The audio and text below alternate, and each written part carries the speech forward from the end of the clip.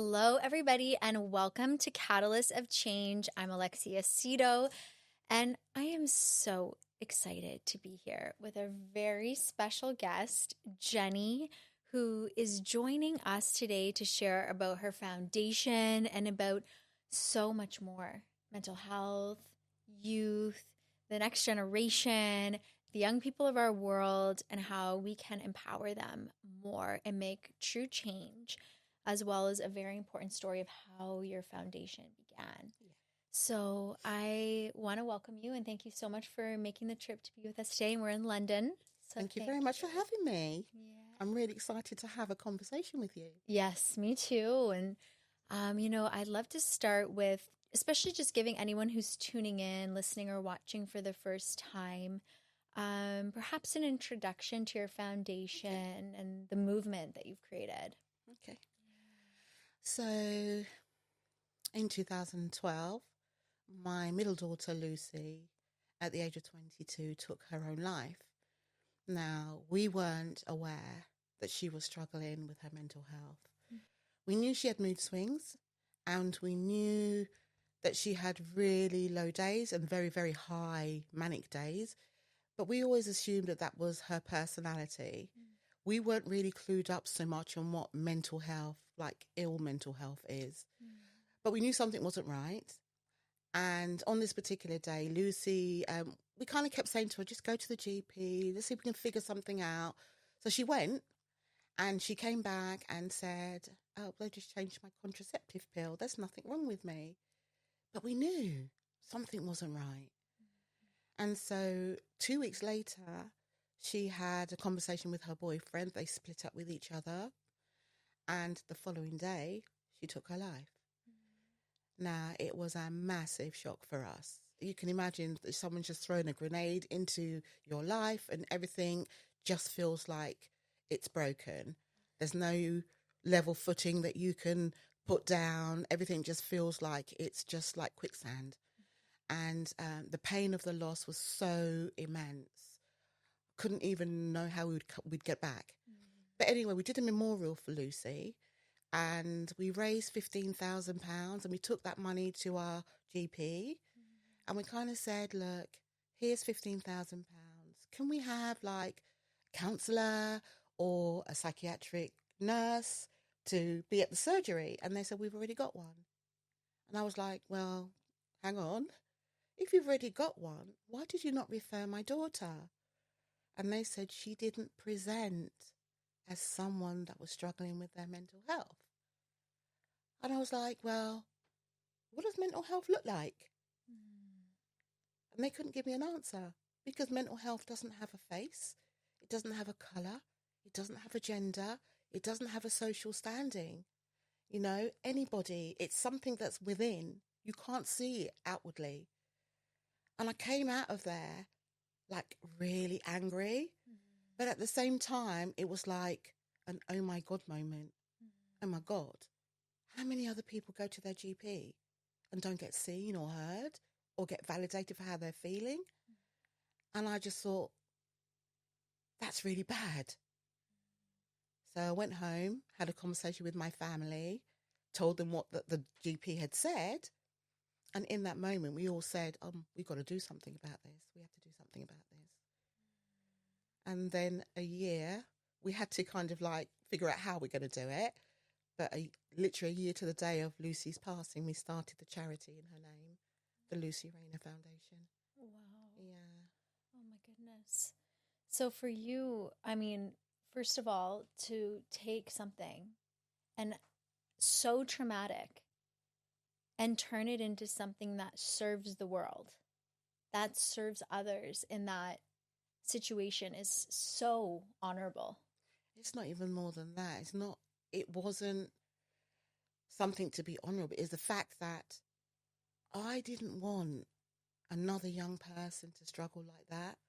I didn't want another family like me and my husband and my girls, because I've got 3 girls, to have to go through that again. You know, the fallout was huge. The ripple effect of losing someone to suicide is huge. It's not just her, it's us, it's our extended family, it's her friends, it's her school friends, it's the teachers, it's the community. The ripple goes far. Mm-hmm. And all of these people, all her friends really struggled. Mm-hmm. Can you imagine 22-year-olds all like, we didn't see it coming. How? She didn't tell anyone. Lucy mask, girls mask. They're not like boys. Boys will have a fight. They will share with anger. But girls would mask because they want to fit in. Mm-hmm. They won't tell you that they're struggling until they crash. Mm. Can you tell us more about that for anyone listening, about masking, and what do you mean by this? So people will mask, and it's not just young people, anybody will mask. And those masks will come in very different guises. You could be the joker of the pack and hide behind being that persona. You could be the person that has too much perfection. I want to be perfect at everything. So you might be the first person, to put your hand up and say, I will do. You could be the people pleaser person. You could be the person that is shy in the corner that doesn't speak. It comes in all different ways. So not one cap fits all. Mm-hmm. It's about you understanding yourself and everybody understanding that we all have mental health and to figure out, what does that mean for me? What tools do I need when I'm feeling low? What tools do I need to bring to the table so that I can bring myself up? And people mask because they don't have those tools. And the only way that they can get through their day is to put on a face. And that face could be, I'm going to have a drink first thing in the morning to give me the courage to go into work. It could be that I'm going to put makeup on so that I can just cover how I'm feeling and put my mask on. And that's what Lucy did. She wore makeup and she dressed impeccably. She looked stunningly gorgeous. So when people looked at her, they would see a very well turned out person. She had huge aspirations for herself. She never had a sick day at work.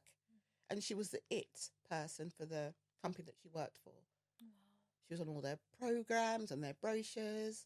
She was the face of the company, but yet she struggled with her mental health. So it has nothing to do with beauty. It's about what's inside. And that's so key, what you're sharing. Because,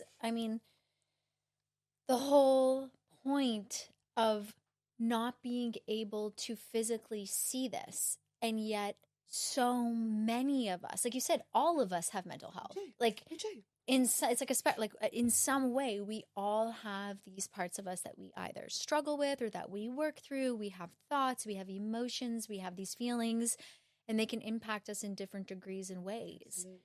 So I'm curious about your foundation, in Lucy's name, and the work that you're doing,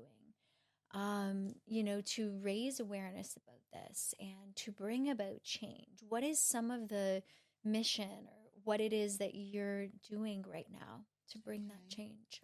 So as soon as Lucy passed and we started the foundation, one of the first things that we did was she didn't get counselling. So we wanted to straight away start the counselling. So we literally scoured all of the internet.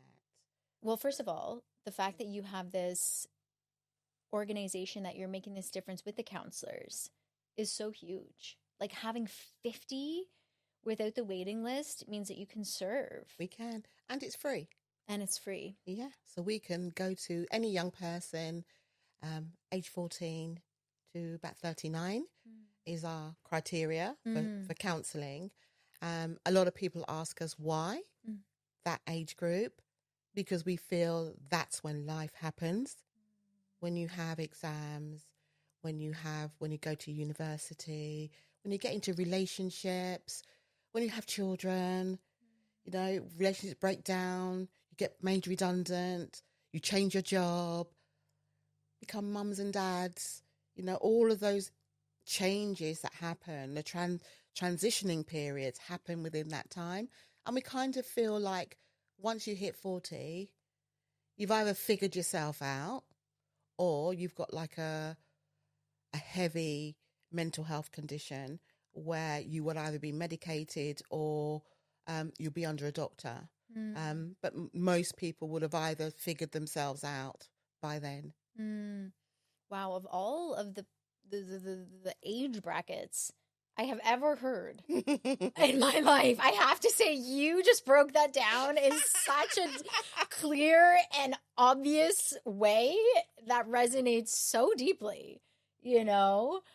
And as someone in their mid-30s, often I'm like, am I supposed to be an adult right now? Like, am I supposed to have everything figured out? Like, no, right? So it's we like, don't have it figured out. exactly. We never do. You never do. And life is about learning. Oh, yes. So we want to really get to the younger people. Our counselling starts at 14, but we go into schools. We have counsellors that go into schools, and we do something that we call like a check-in, where the counsellor will see as many young people in a 20-minute session, just so they can offload and talk about how they're feeling.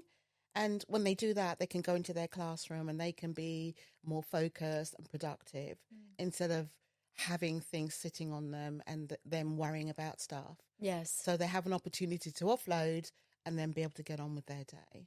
And in many ways, that's preventative. It's preventative. You know, and you're doing this, which is so significant. And also, since the whole pandemic time, you know, this whole trajectory has shifted quite a bit with social media, with all the pressures.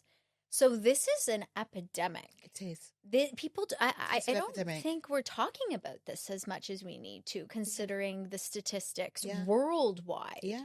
I really feel that. And so what you're doing is such vital work. We need more of this preventative efforts in the school systems, in the medical care. Yes. And as we know, like Western medicine is one part, but integrative health encapsulates all these aspects. It has to be holistic. It does. Yeah. Because mental health and physical health come hand in hand. Yes. No, you can't have one without the other. Mm-hmm. So it has to be holistically. We have to look at a person as a whole, both mentally and physically. Yeah. And do you feel, well, what do you feel now? Like when you look at what's been created and you look at how you're impacting the lives of others through this foundation, what is it like for you? That's a really good question. I don't really have time to sit and think about the impact that we're making, because it's not just me, it's the people that work within. And we just are reactive, we're proactive, we're preventative. So we look at what's arising and we try and figure out what do we need to do next. So our next steps will be to have a wellbeing centre. And we're in negotiations at the moment for a piece of land. And we want to build something where young people can come and just find their tools, to look at them individually and say, why don't you try this? Why don't you try this? And then see what works for them. And that could be journaling, that could be meditation, that could be artwork, it could be learning a bit of musical, it could be gardening, it could be cookery, it could be whatever that is. We want them to kind of figure out what that is for them, because we're all unique, all of us. So I want people and children to understand that they are unique. Forget your labels, just see yourself as unique with unique needs. And if you do that, then you won't have to have the stigma of I'm ADHD, I'm dyslexic, I'm neurodiverse. No, we're all people. We're all people, we're all individuals, and we all have different skill sets. Just figure out what works for us. Yes. You know, some kids are academic and they'll fly and go to university. Some children are very creative musically, or they write beautiful poetry, and that will free them. It's finding what unlocks a person that makes them who they are and being authentic in themselves and not trying to be something that they're not. Yes. Trying to fit in. Yes, absolutely. This is so key. A lot of a lot of young people may not have the space to have that exploration in a safe place, in a place where they have the freedom. They're not to explore. Yeah, to explore. Not being told what to do and how to do it and when to do it. Yeah. But also, in this place, we will also have the therapists. Yes. The EMDRs, the CBTs, the hypnotherapy, the psychotherapists. We have all of that as well. Yeah. So they all come hand in hand, Yes, absolutely. And I really want that. Yeah. I think it will make a difference. Yes, it absolutely will. And I don't even know if you know this, but so Catalyst of Change podcast is under the Love Peace Harmony Foundation umbrella. And we also have Love Peace Harmony Field Wellness Program. So we use calligraphy art and the song of love, peace, and harmony. Yeah, I heard that. Yeah, it has like a frequency and vibration. Yeah. And we work with all different aspects of young people and empowering them. And we have special workshops and programs as well. Yeah. So there could be something offline to also share a little bit. And I think that there could be some synergy there, which is interesting. And again, it's just like one of many tools, that can be explored. Absolutely. And see if that's something that resonates. And my curiosity is for you, as a parent, especially as a mom, going through this, like your daughter, Lucy, and for her taking her life. And how did you get through that? Like, how are you here today? Yeah. Someone had said to me 13 years ago, your daughter's going to take her life and you'll be running a charity that helps thousands of young people. I will be saying, no way. I would be in the grave with my daughter. There is no way I would even survive that, But we don't know until it happens how we're going to react, how we're going to be. I am quite a spiritual person. I do Reiki and I'm a hypnotherapist. I'm a past life regressionist and I have lots of tools under my belt. But it doesn't prepare you for the loss of your child. You always assume that you're going to be going before your children and that, they shouldn't precede you. But it was hard. I'm not going to lie. It was the worst day of my life when, the doctor told me they couldn't revive her. And we were waiting in the hospital, all of us as a family. And they came in and said, no, sorry, there's nothing we can do. I howled like an animal in pain. It was awful. And, that day changed my life. It literally, before that, I was a sales director in a publishing house that did exhibitions and conferences. And that door closed. And this new door opened. It's a new life. It's a new way of me being. And I find it took a while. But the way that I kind of tell people is like, like you're climbing a mountain and you're carrying heavy weights. And when you climb, the weights are so heavy that it's a slow, steady pace. But as you climb higher, you start building muscle. And the muscles then allow you to carry the weight easier. The weight's still the same, but you carry it easier. And that's what it's like. I'm carrying the weight. I'm carrying the loss of my daughter, but I'm carrying it easier. Wow, that's a really, really inspirational way to think about something like this and to think about grief. Going through something like this, that I have not heard that before, and it's really inspiring. And I feel like also for people listening, if they've been through that, for what would you say to them as a word of inspiration? I would say, life is fleeting. We never know how God will take us. I had, I don't even know if I should share this on here, but I'm gonna, because we're having this conversation. But about 3 months after Lucy passed, I felt her presence, and I don't know how, don't know why. Well, I do know why, but she came to me and she sat on my bed, and I don't know, I was able to sit up like we are here and touch her. Wow. And I kissed her, and I was like, why have you done this? Why have you done this? Why have you done this? Do you know what you've done to us? And she said, look, Mum, it was my time. She said to me, it doesn't matter how we pass.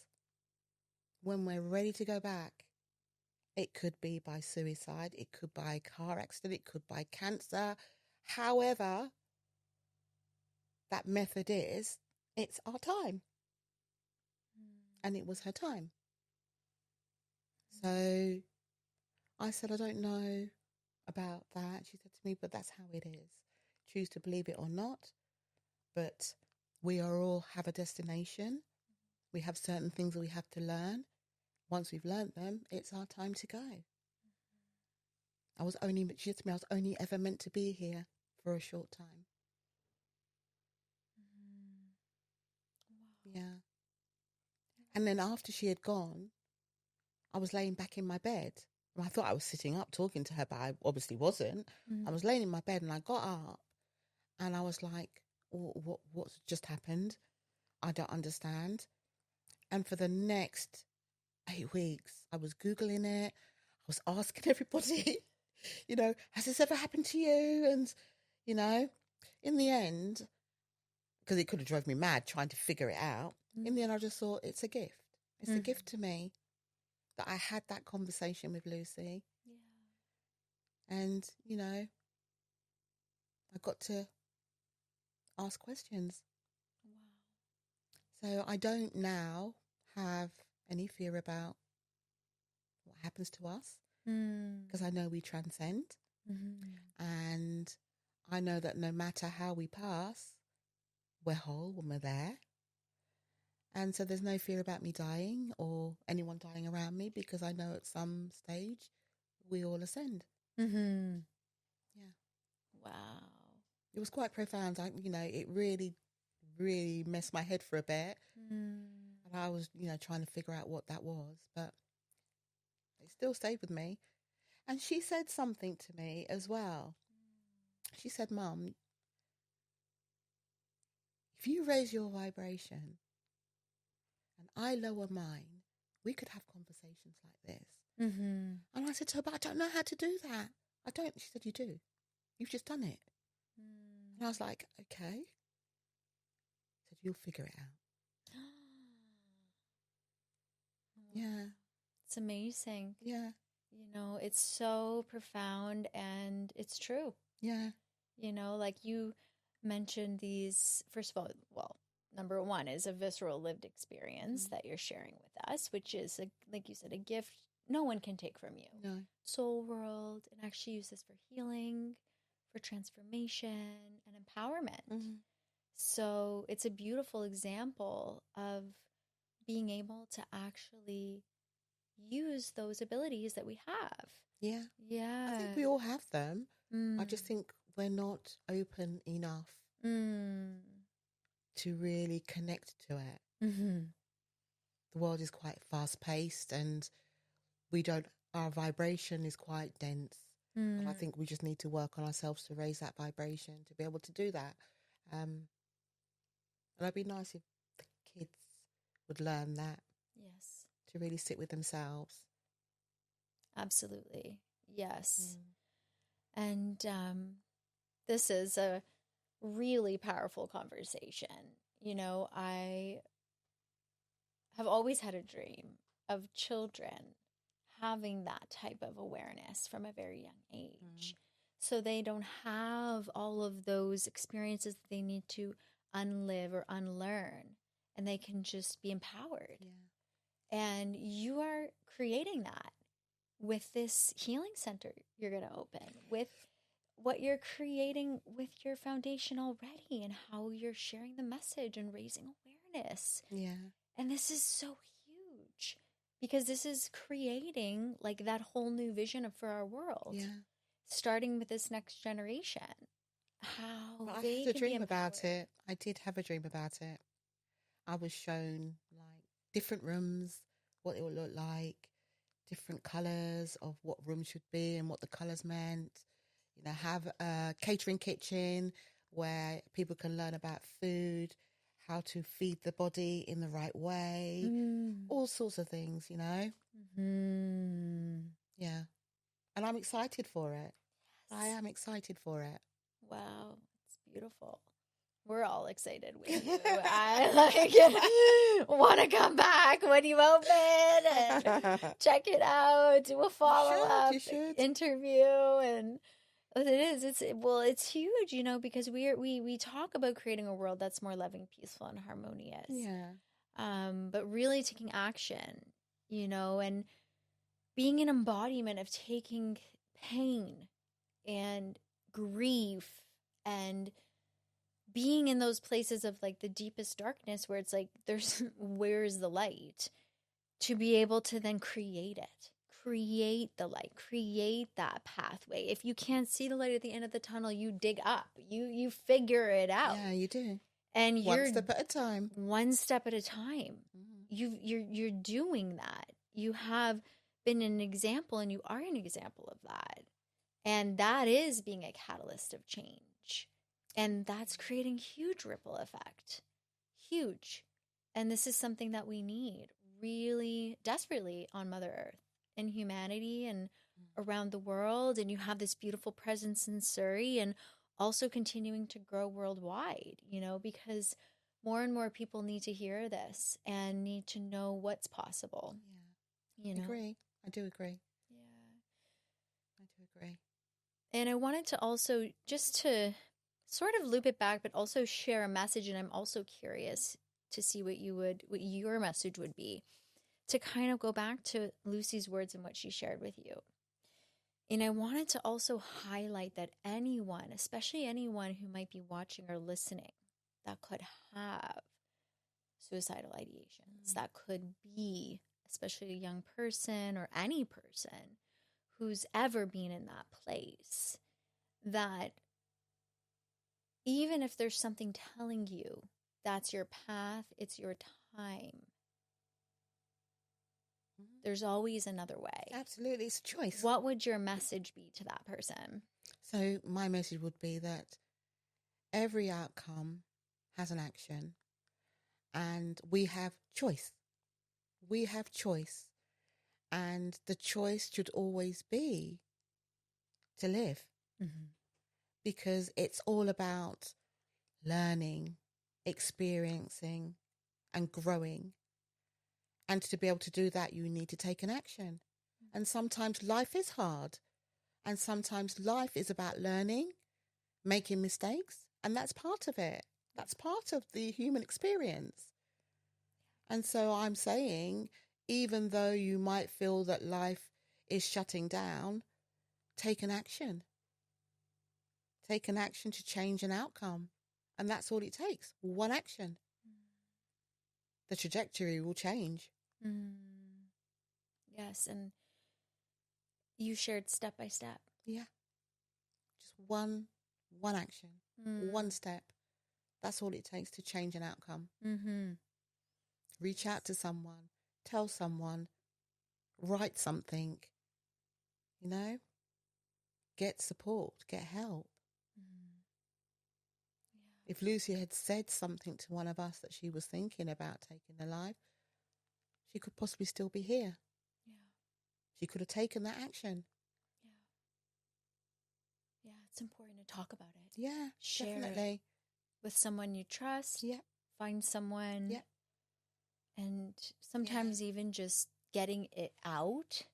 And hearing yourself say it makes a difference. Yes. Yeah. Absolutely. So that's powerful. Thank you.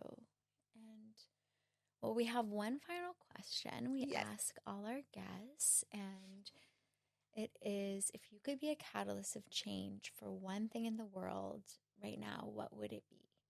As in a thought or a word? It could be anything that comes to you. So mine would be forgiveness.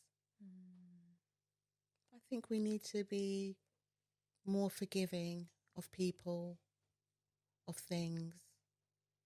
And I think forgiveness brings kindness, empathy, compassion.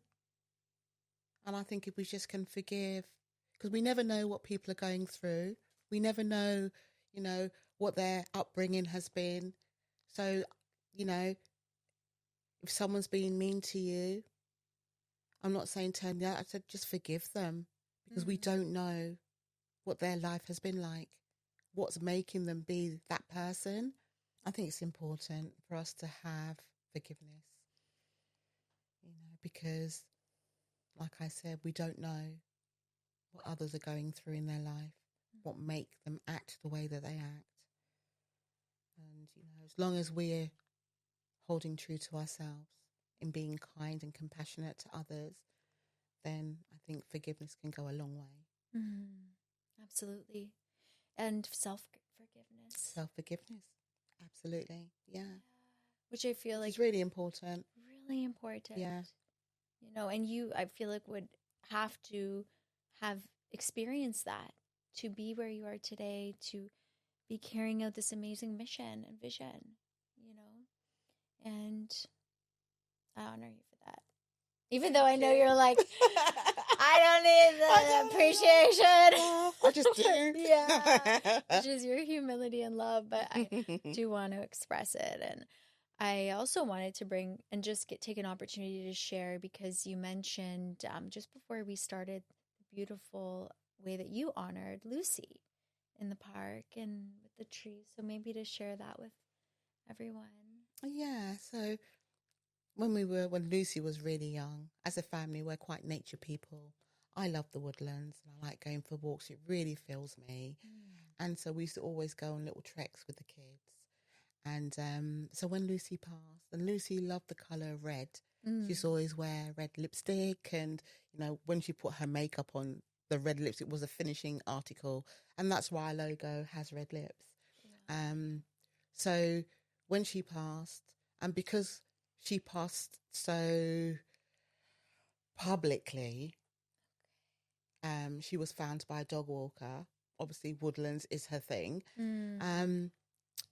We planted a tree in our local park in her name, and it's a red oak. And every year, every season, we see the colours change to red, and it's huge now. And we go to the park every anniversary of her birthday, or on her anniversary of her death. We'll all go to the tree, we'll lay flowers and just look at the tree and see how big it is. It's beautiful, absolutely beautiful. Wow. And it's right by a lake. Wow. So, we've got a bench there as well. So you can sit on the bench, look at the tree right by the pond. And on really hot days, you can just read a book under the tree and get some shade. Or you can play, around the tree, get your bike and along the park. Wow. And play football and stuff. So, yeah, it's a really lovely park, really beautiful. Yeah, I think I would like to come visit. Yeah. I'm consciously trying to think about, but I think it would be so special to see and also share with everyone, the viewers and listeners. Well, I guess it would be the viewers. The listeners, you can listen to the rustling of the leaves, the bird, But it's a really beautiful way to... Yeah, we're kind of all saying, when we all pass, we want to go under the tree as well, so that we're there, generations were there. Yes. So who knows? Yes. Who knows? Yeah. Well, thank you for taking the time today to be It's with a us pleasure. and for being such an amazing and shining example of resilience and strength and courage and Thank you. tenacity and vibrancy. And yeah, I'm called lots of things. Appreciate you. Yeah. And, it's just such powerful work that you're doing. And we are so excited to see it continue to grow and flourish and Thank see you. your center when it opens. I'll let you know as soon as we get it and we start working on it. Amazing. We'll invite you down to have a look. Thank you. So thank you so much. It's a pleasure. Absolute pleasure. Thank you for inviting me. Thank you. And thank you, everyone, for connecting and watching this episode of Catalysts of Change. We want to welcome you to check out all the links in the description below so you can support the foundation, so you can learn more. And as always, we invite you to continue being catalysts of change in your lives, communities, and the world. We will see you in our next episode.